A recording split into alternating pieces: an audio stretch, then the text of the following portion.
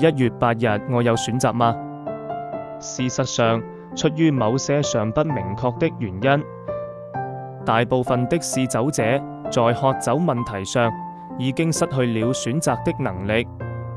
我們所謂的意志力已經幾乎蕩然無存。試酒者護戒協會第19頁。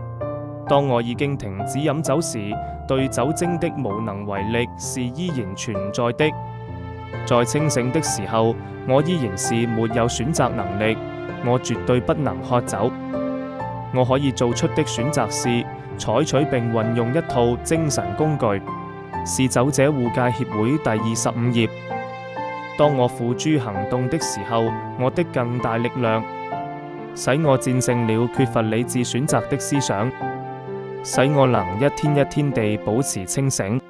如果我憑自己就能做得到今天不再飲酒，我又何必加入協會或者尋找更大的力量幫助呢？